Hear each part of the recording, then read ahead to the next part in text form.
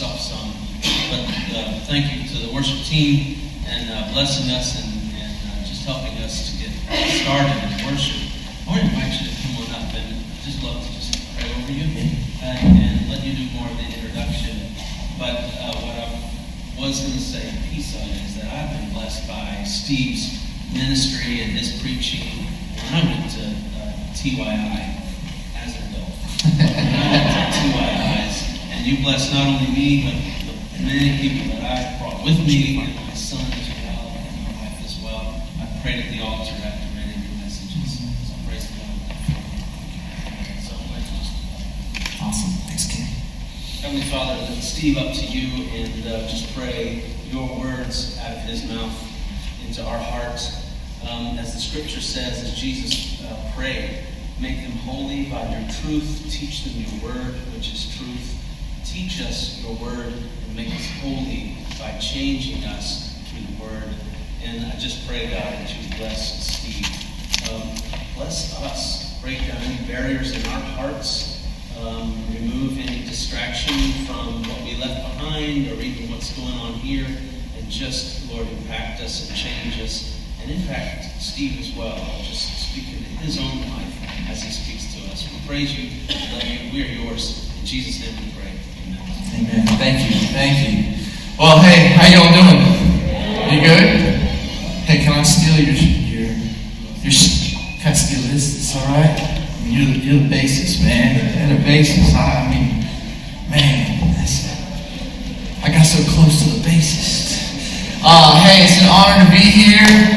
Evie, you got engaged? Hey, let's just take it back. It was 2009. EB here at Camp Keystone saw Judith for the first time. And it took you 2 years before you talked to her. She actually had to text you. Living in truth, bro. I'm just trying to want you to know. So, I'm just kidding. Well, hey everyone, it is an honor to be here. My name is Steve Carter. For some of you, we've been on a journey for a number of years, whether it's at Camp Hoblitzel or Hot as Hell in Texas, or in Walter Johnson in North Carolina. Man, I even was at a hotel in Florida for youth councils, and that was amazing back in the day. So I will say that Florida seems to produce some of the most creative talent. And so like when I was hearing what you were saying, I was like, you came to the right state, the right division, because there is so much creative gold here in Florida. I remember I was at the youth councils, and all of a sudden they're like releasing their own album. I'm like, what? This is insane. So just like what you all can do, it's every time I get an opportunity to come to Florida, like if I can make it happen, I always want to be here. So hey, I want to dive into God's word, but what I'm going to try and do is a little bit different. This is going to be a little bit of like theology training. There's going to be some stories, but I don't know, man. I don't know if it's just where I'm at in this season of life. I just feel like a sense of urgency. And I really connected with what a sister from Ocala was saying. I might have totally butchered saying that. Ocala.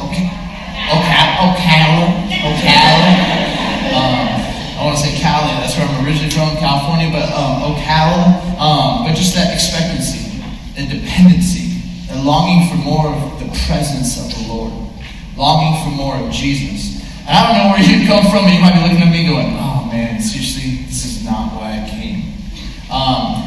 But just give me the next 2.5 hours. Just kidding. Just give me a time, because I feel like God's giving me a word that I just want to just speak, hopefully over you. I hope God and the Spirit will speak into you, but I hope that there will be some really profound moments in our time together. I want to pray, and then we'll dive in. God, you've been stirring. And I even just love the beauty of the lyrics that we sang. Just preparing me. Let me be a holy sanctuary. I'll never understand the cost of what you gave up to take on the cross. And I just think about the lyrics, just lyric after lyric that we sang. Maybe there are only certain words like hallelujah that we can say. And I think for some of us, maybe we've forgotten the gift of the good news. Maybe we've just drifted a little bit in this season. Maybe we just find ourselves in a really dark season. But the one truth that I know is that you are near. And so God, I just pray that even as me, a broken man, opens up a holy book, God, I pray that your Spirit will go before. Capture the hearts, capture the minds. Teach us. Pray all is your name. And everyone said it. A number of years ago, I was in college. And when I was in college, I had this friend. And this guy, he just was adamant one day about having me run a 5K with his family. And he's like, man, you gotta run this 5K. And I'm like, dude, I don't run. He's like, man, you gotta run. And I'm like, I don't run. The only thing I know how to run from is pain. And he's like, no, man, you got to do this race with me. And I was like, no, I don't want to. He said, but after we go to this awesome steakhouse and it's free food. And I was like, free food, I'm in. So I wake up super early. I drive down to the city, and it's near San Diego, and it's super early, and there's a whole bunch of people wearing very short shorts. And I don't understand why people run in the first place. It just doesn't make any sense whatsoever. Like, I'm just going to go out and run. Like, why? Like, play basketball or something. Like, you know, and I see all these people, and then there's this massive line of porta potties, and I'm like, that's probably a smart thing to do. And so I walk into the porta potties, and I come out of it, and I can't see the people that I'm supposed to be running with. My friend, his family, and then I get like kind of herded into this other corral of people, and I hear 5, 4, 3, 2. I'll let the ones go. No, 5, 4, 3, 2, 1, run! And then little Wayne reference, sorry. But then we end up taking off, and like all of a sudden, I just start going, and I'm like, I'm running, and I'm running, and I'm running, and it's probably been a long time of me running, and I look at this older guy, and I'm like, hey man, like, how much farther? He's like, she's the 5 mile mark, man. 8.1 to go.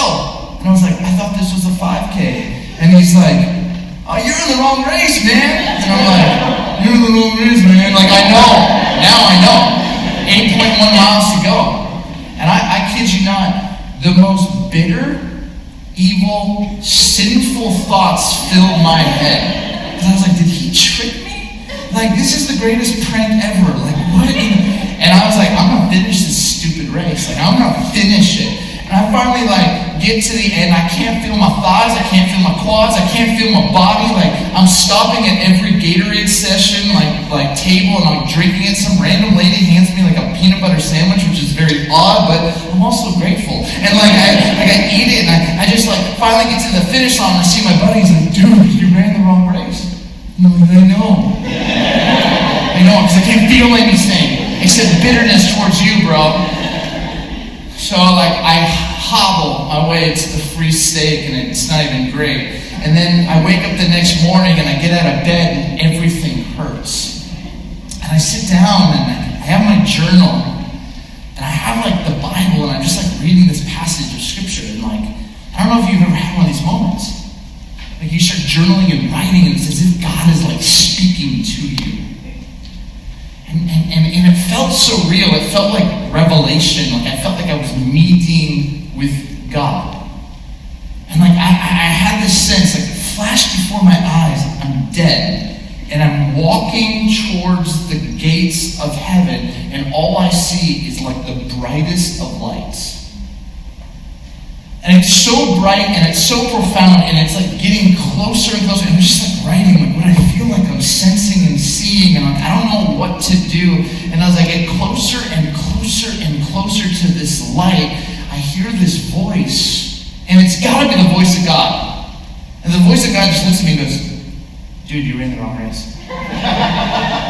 and in this moment, like, it was this one little line by old man who's got short shorts and, like, was hauling my buddy, and was like this picture of, I'm just running a race that I don't think is actually the race God has for me. I just wonder for some of you here today, are you running the right race? In this journal time, I just found myself just kind of realizing there were areas on the outside people say, man, he's good, he's kind to people. But they didn't know what I was really wrestling with. Other people would be, man, he's just doing good. He's running the right 5K. I was running somebody else's 5K. I was scared out of my mind to actually step into who God was asking me to become. But I was doing everything that everyone else wanted me to do. Pleasing and trying to be perfect, performing and pretending, but not being true to who God made me to be. And as I started to think back about my life, I realized that this verse from Romans 12:1, Captain Matt had it in the book, it's on the cover. Never be lacking in zeal, but keep your spiritual fervor in serving the Lord. Now, this is a beautiful verse, but really, really think about it. See, never. Do not ever be lacking in zeal. In zeal. You know where we get this word? We get it from Numbers 25. And if you want to read a crazy story, read Numbers 25. It's about a guy by the name of Phineas. And Phineas was a priest's son. And this is what's happened. You've got the men of Israel who find themselves kind of fascinated by some women from another area. And so what do? They go find themselves kind of engaging in sexual activities and bowing down to the gods of these women. And all of a sudden, just this brokenness, the sexual brokenness, begins to break the heart of God. And God basically says, hey, all of the men that are actually participating in this, there will be consequences. And the whole nation is gathered around, and as this word is being kind of spoken over, there is mass weeping.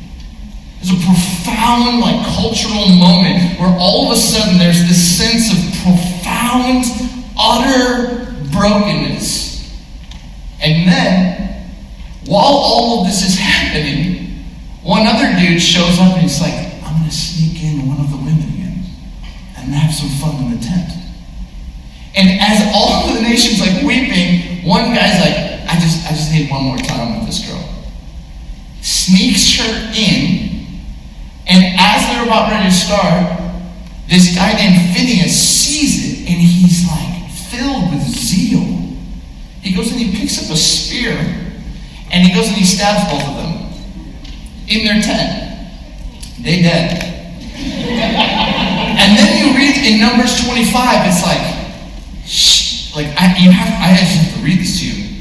It says this. Oh my goodness. The Lord said to Moses, Phineas, son of Eleazar, the son of Aaron, the priest, has turned my anger away from the Israelites. Since he was as zealous for my honor among them as I am, I did not put an end to them in my zeal. Therefore, tell him I am making my covenant of peace with him. He and his descendants will have a covenant of a lasting priesthood because he was zealous for the honor of his God and made atonement for the Israelites. Okay, let's just talk about that. You read this verse, never be lacking in zeal. And I'll tell you, during the days of Jesus, that word zeal became a group of people called the Zealots. And the Zealots were people who basically had daggers on their hips. And as they walked and they saw Jewish people participating in both Roman activities and playing Jewish, these Zealots came up and just stabbed them and killed them. They were these people who almost wanted to take down Rome, and deep within their heart was their sense of, I can't stand these people. and we're going to kill him off. And it was a bad misinterpretation of trying to be like honoring God, but this is what they were. This is what they were trying to do. Flip on the news, you start to see how people can take this word zeal and begin to like shift it and shape it into their own agenda. But there was something in the phrase of Numbers 25 that was powerful to me. You were zealous for God's honor.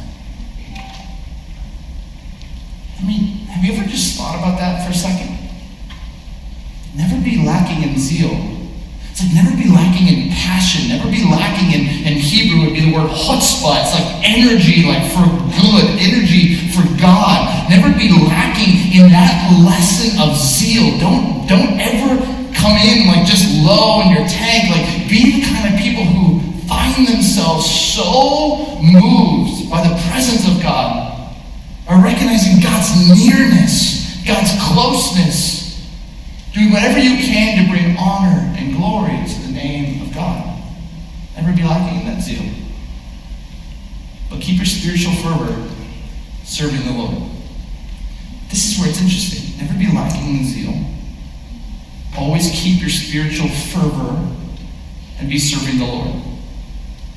When you get to the scriptures, you realize in the Old Testament there are three primary environments, and this is what I need you to hear today.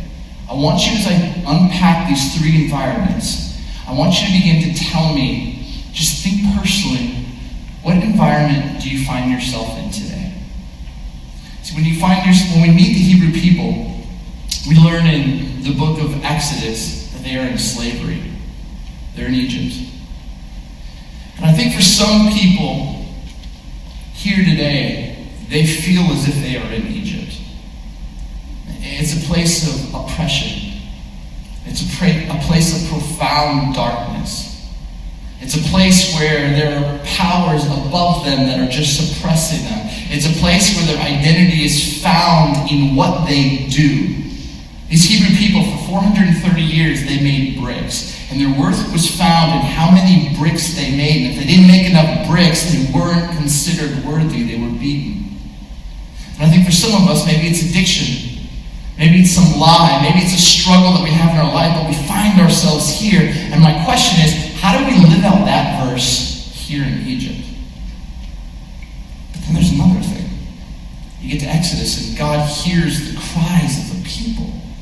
And he begins to lead the Hebrew people out of Exodus, and he takes them to the wilderness. I don't know if any of you have ever been to the wilderness. I don't know if any of you have ever been to the desert. And I'll be honest, my family and I just moved 2 weeks ago to the desert. I wake up in the mornings, and I go and I hike. And I was hiking yesterday with my wife. We're out there by ourselves in the middle of nowhere. We dropped our kids off at school. We just go hike these mountains in the middle of nowhere. And as we're walking, so I see someone, and they're like, "Hey, be careful, there's a whole pack of coyotes out there." I was like, "Awesome. I know what to do." No, I don't. But you're in the middle of nowhere. You just hear coyotes howling. And in the desert, it comes from the idea of being deserted. It's gray, it's messy, it's unknown. And yet, there's this verse. Never be lacking in zeal. Maybe for some of you, you feel like you're in this wilderness season. You're like, "Oh man, I don't know what my purpose is. I don't know what my mission is. I don't know what I'm supposed to do. Everybody else seems to have it all figured out. But I'm in my 20s, and I'm like, I have no idea." I'm not in my 20s. I wish I was. I'm not in my 20s. I'm trying to speak as you. But like, you sit here and you're like, never. You lacking in zeal? Keep your spiritual fervor high? Yeah. And then some of you are like in the best season of your life. Someone just said amen. Good for you. You know what I mean? And that's awesome. That's amazing. You know? And you're like, man, when the praises go up, the blessings come down. You're just singing chants through and through. Like you feel so good. Like you were in a season of privilege It's like Forrest Gump theology. Everything you touch seems to turn to gold. Like you got good relationships. Everything seems to be good. And you're like, that verse? Check. Easy. I got it. And I just keep thinking about this. Do you know where you are today? How many of you are in Egypt? One person. How many of you are in the wilderness? 9 people. How many of you in the promised land? 3 people. The math does not work here. Let's try it again. How many of you are in Egypt? 1. Okay, it's awesome. How many of you are in the wilderness? A couple more hands, okay? How many of you in the promised land? Okay, the math still doesn't work. I promise, y'all ain't going anywhere until you're honest. Alright? You're like, I want more of Jesus, but I'm not going to raise my hand. Just raise your hand. How many of you are in Egypt? Thank you. 5. How many of you are in the wilderness? Oh, okay, good. How many of you in the promised land? That math works a little bit better. Okay, now, here's the deal. Here's what I need you to see. Is when you begin to think like this, is go, well, how do I do it here? How do I be someone here? Because when you get to the New Testament, the idea is that the old is gone, that we once were people who were in sin and in slavery. The old is gone. 2 Corinthians 5:17, the new is here. We are a new creation, not old creation. And here's the beauty, is that we become these temples of the Holy Spirit. We become people that God is like building and shaping and forming, and yet there are moments when we find ourselves in places and circumstances like Paul found himself in prison or in struggle. And the question is, well, how do we still do that? How do we be a holy temple? Or in the wilderness, how do we become this place that even in the sense of the abandonment, feeling deserted, the unknown, still serving, not checking out, not waiting for everything just to be good. And even in the moments of like the highest highs, how are we people who are going, no, I'm just going to keep telling these praise stories. I'm going to keep serving. I think I come back to that passage in 1 Peter. It's in your book if you want to kind of look at it, but I'm going to read it from my Bible. It's 1 Peter chapter 1. And what I love about Peter is he's someone who's lived these environments. He's someone who's denied Christ. He's someone who's wondered, is there anything more for me? And he's back on the boat fishing.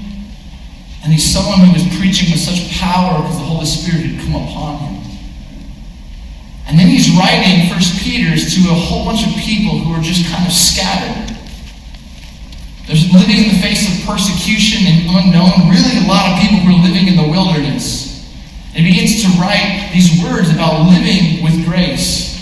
But then he says this in verse 13, therefore, with minds that are alert and fully sober, set your hope on the grace to be brought to you when Jesus Christ is revealed at his coming.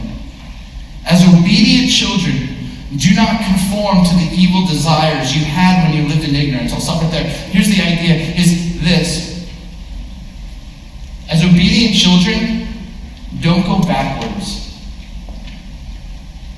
Don't go back to what you once were.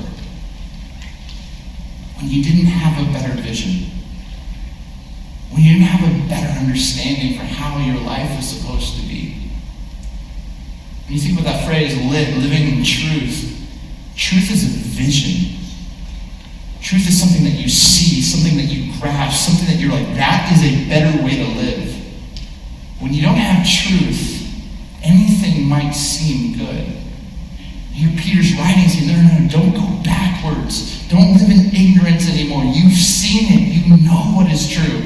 And then he says this, but just as he who called you is holy, so be holy in all you do. Amen. For it is written, be holy because I am holy. And the phrase that gets me, I understand be holy for I am holy. I get God saying, be holy because I am holy. I understand Peter kind of taking a passage from the Old Testament and wanting the church to get it, but the phrase that gets me is be holy in everything that you do. Be holy when you're in Egypt. Be holy when you're in the wilderness. Be holy when you have profound levels of blessing. Be holy in everything that you do. If you talk to anthropologists or sociologists, they will tell you that every single person on average has between 30 and 35,000 choices they make each day. Every day, every thought, every word that comes out of your mouth, everything that you touch, everything that you want to touch, everything that you and your heart longs for is an opportunity to say, I will be holy here as he is holy. Even in situations of profound darkness and oppression and addiction and persecution, I will choose to be holy.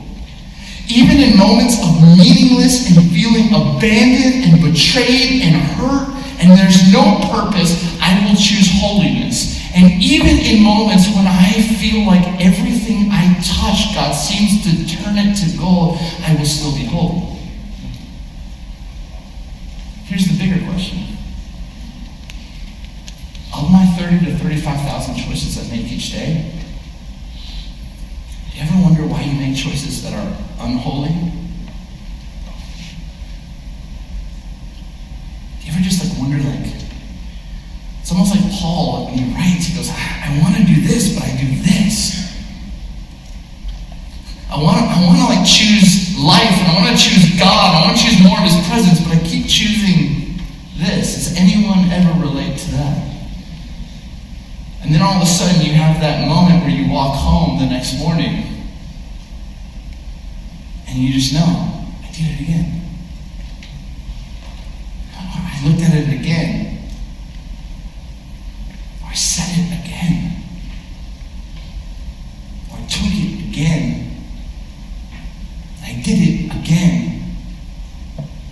Again, and all of a sudden that shame, that anxiety, it's there, and you're deep within you, you're like, this wasn't the best. It was fun for a second, fun for a moment. It wasn't the best. Why do I keep doing it? There's a deeper thing going on. I used to live in Chicago. Just a little understanding of Chicago culture. You know it's springtime in Chicago when the orange barrels are out. They're in full bloom. It's construction all the time. You think Atlanta has bad roads. You think Florida has... Nothing compares to Chicago, man. It's construction. Because you only have 4 months to work because it's so stinking cold. And they are out all night working their tails off. Recently, I was driving and I came across a pothole. And I ran over it. And I knew right away that it had a flat tire. I pulled the car over. I was like, oh man, this is crazy. I hate this. And I had heard that there's a problem with potholes in Chicago, and some of you might know this. But this has become kind of a metaphor that has just wrecked me. Because from January 1st, 2018 to March 22nd, 2018, do you know how many potholes the city of Chicago has filled in? Zero. That feels right. It feels right. It's actually 190,000. 190,000. They actually have a pothole tracker on the city of Chicago. They show their work. I always have this vision of these kids showing up to bring their dad to school day, and all of a sudden they're like, what's your dad do? Oh, he's a linebacker for the Chicago Bears. That's so awesome. It's amazing. What's your dad do, Johnny? He runs the pothole tracker for the city of Chicago. Look at this is what they do. They just show their work. And this is what happens. Potholes can happen for 2 ways. Number one, water freezes and it expands. And the asphalt doesn't have the elasticity to expand, so it just ends up stretching, creates a hole, we drive over it, we get flat tires. So, what does the team do? They go out, they inspect it, they realize, oh, inclement weather caused this, we're just going to throw a little bit of asphalt on it, and it's all good. But here's what happens. Sometimes those potholes aren't about inclement weather. Sometimes those potholes are caused because of leaky sewage pipes underneath. And if those aren't addressed, those potholes will become sinkholes. A couple years ago in Chicago, a 72-year-old guy was just driving. He was like, hey, my life's awesome. And he went for the ride of his life. He survived, he was okay, but 3 cars just sank like that. Here's what I need you to know, is every one of you has potholes.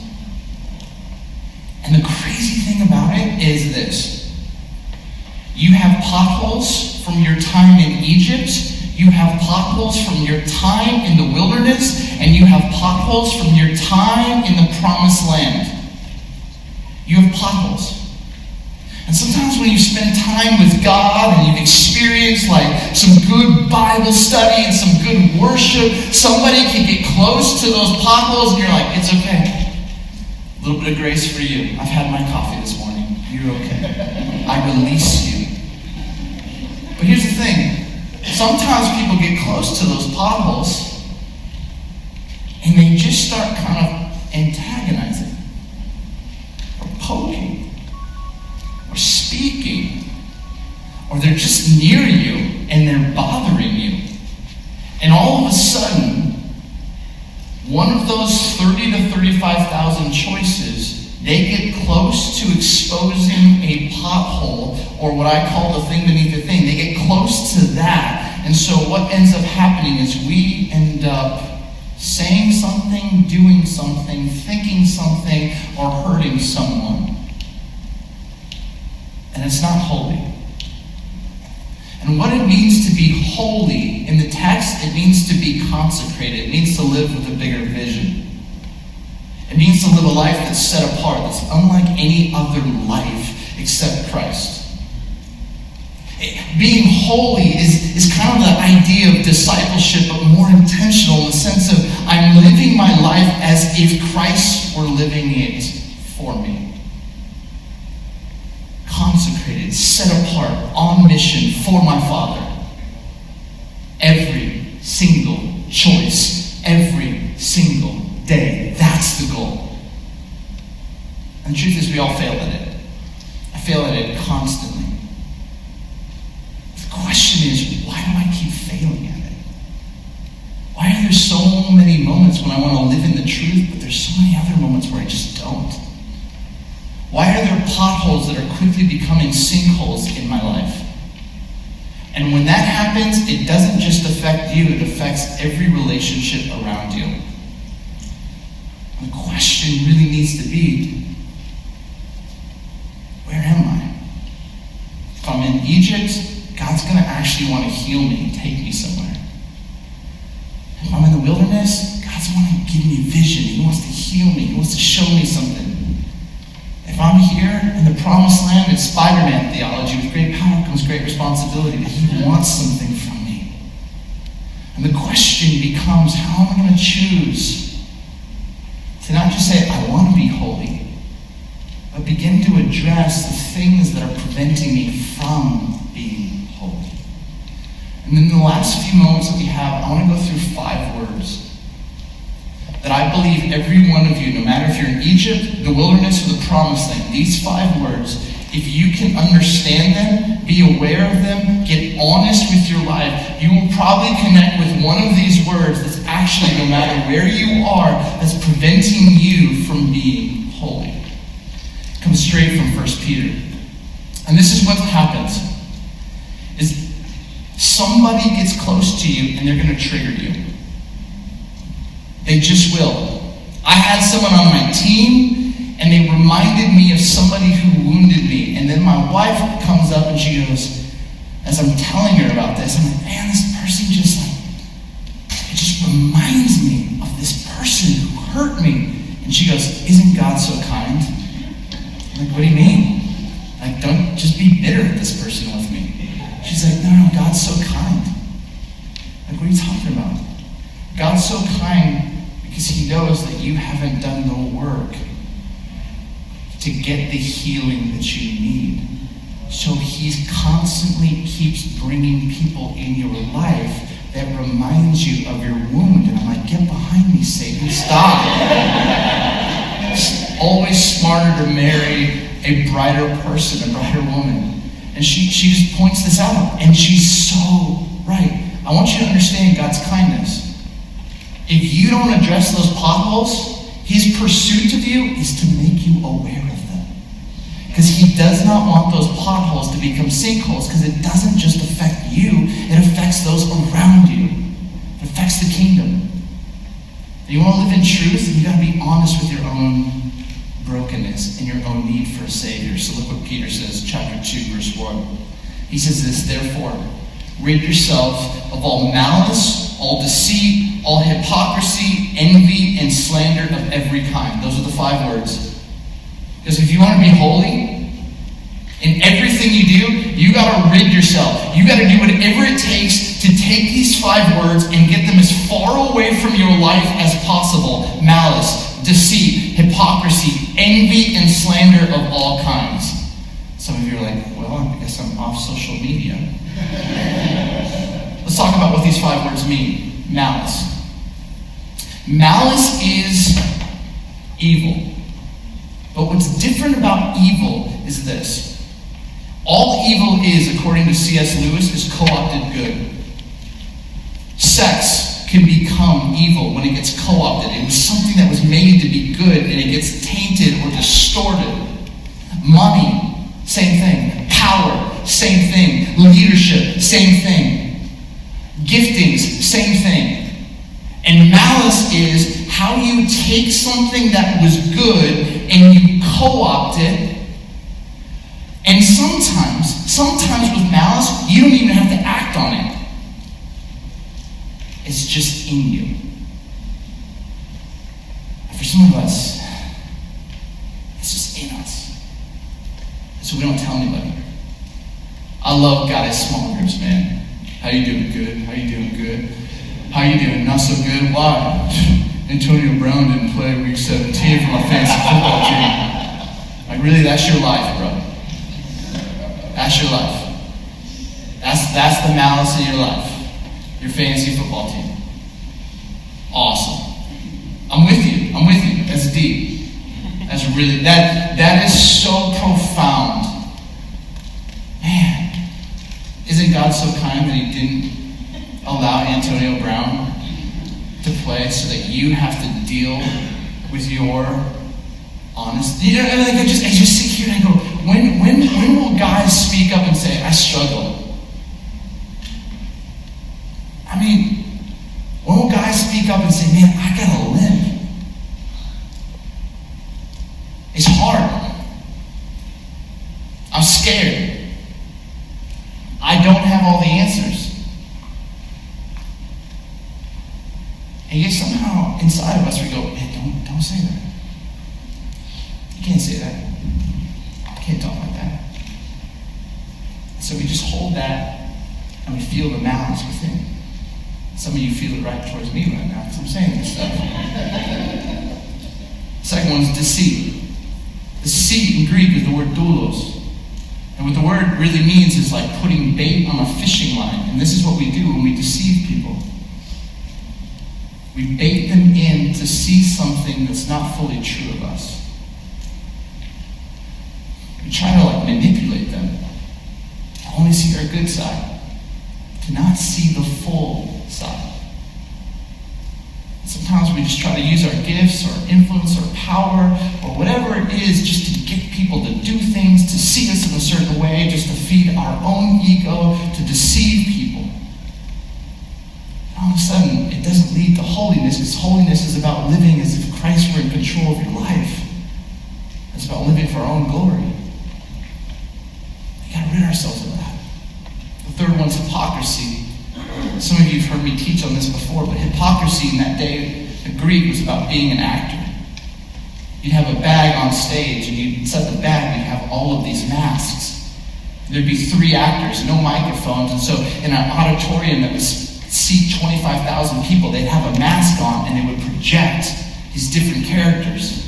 They'd put a mask on and be someone, they'd put another mask on, and I don't know if you feel this, but I get on social media and I just see mask after mask after mask after mask after mask, pretending that their life is way better than it actually is. Or some people just so fixated on being perfect, or performing, or pleasing. And just pleasing, trying to help everyone else, but deep down they can't even name their own desire. You gotta rid yourself of the masks. If you're gonna be holy, you're gonna say, no, I got some holes, and I need God's Spirit to make me whole, and I'm gonna allow myself to be seen and known by others. Malice, deceit, hypocrisy. The 4th is envy. And envy, I think, is the most dangerous of them all. Proverbs would say, if you got envy, you got no structure to your bones. Envy is different than jealousy. See, jealousy and coveting and envy, we think that they're sisters and brothers and synonymous, but they're not.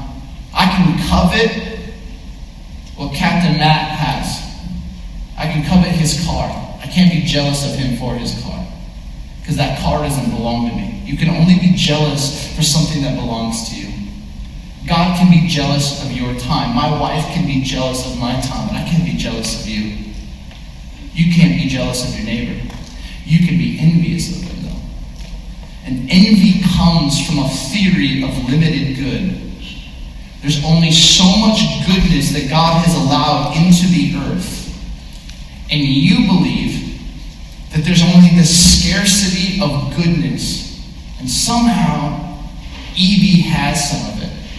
And envy's built on if I can really just think and pray and just think terrible thoughts and negativity, maybe he will mess it up, and what they believe is it will release the goodness back into the world so that maybe I can get it.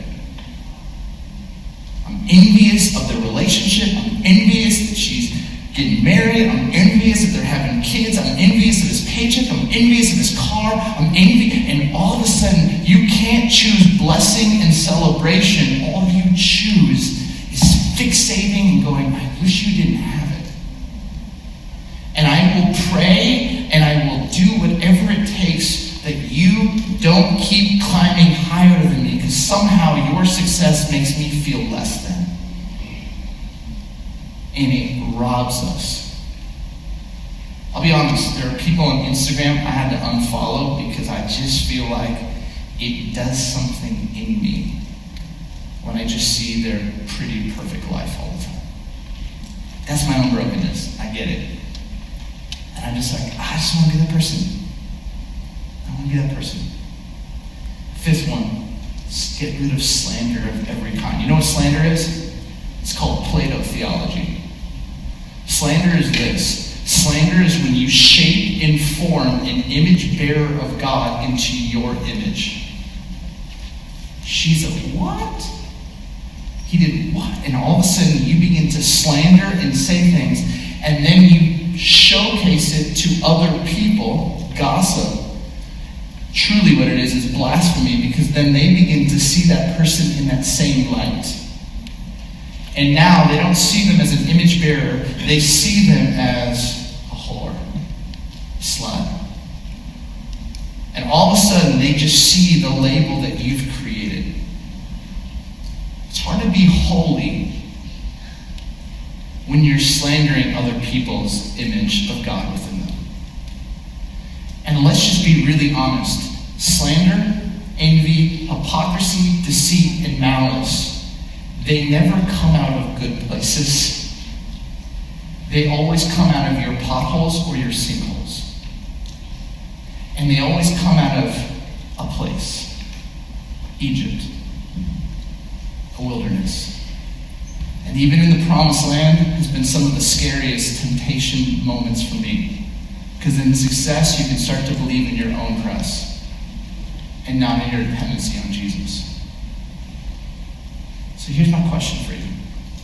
And I got a few, and then I'll be Where are you today?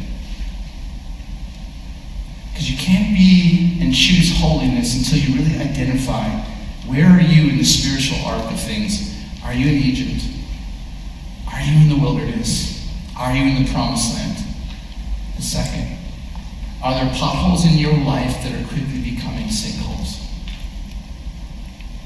And what's preventing you from being holy in everything that you do? And is there a word of those 5 that just resonated that you're like, stop talking, Steve, I don't like you. Move on to the next word. I don't like you even more with that next word. Malice, deceit, hypocrisy, envy, slander. And this is what's so beautiful, is God's kindness is he's going to showcase one of these words that you need to work on. And then we have a moment where we just get to respond. And typical Western Christians is like, cool, learned it, let's go. We'll be doing s'mores afterwards? Awesome, great. Let's go eat and let's never talk about this again. But what I love about the army that's so different, and it's the reason I come to the army as much as I can, is 2 reasons. Number 1, it's the most diverse crew I've ever been around. And it's a picture of heaven on earth. And 2, it is the most expectant group of people I've ever been around. And so when I think about this, is when you're confronted with, where am I? What's preventing me from living in the truth and being holy? And what's one of those 5 words? It like opens you up to say, God, what do you want to do in me? What do you want to heal in me? What do I need surrender from tonight? What white flag do I need to just raise up and just say, I need help. I need help. Because you can't live in truth until you acknowledge your need for a Savior and your need for others. Let's pray.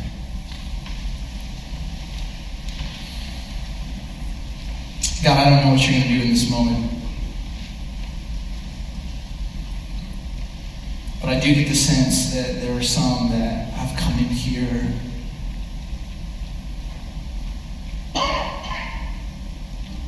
just a little bit tired.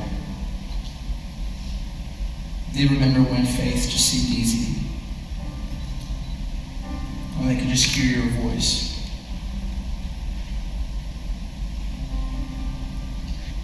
I just get this picture right now that there are some that have just feel like they've missed it, they've missed you. Somehow maybe it's been this season or maybe it's been a number of years where they just feel like, I don't know how to even do this anymore. And the picture I have is, maybe this might speak to some of you, but just, if you've ever been to the airport and you've gone to the baggage claim, and you see your bag coming out and like it's on one of those little roller moving things and you can't pick it up because a couple of grandparents are blocking you and boxing you out, and you're like, you should play for the Bulls, but you don't. And like you just watch your luggage go. I don't know, I just have the sense that the beauty of it is that it will come back around. Just gotta wait. And I just have the sense that for some that feel like they've missed it, maybe they just need to just wait on you. Wait for you. Wait for your Spirit to guide them. Wait for your Spirit just to speak over them that they're yours, that you are near, no matter if they're in Egypt or the wilderness or the promised land. You see them. You matter.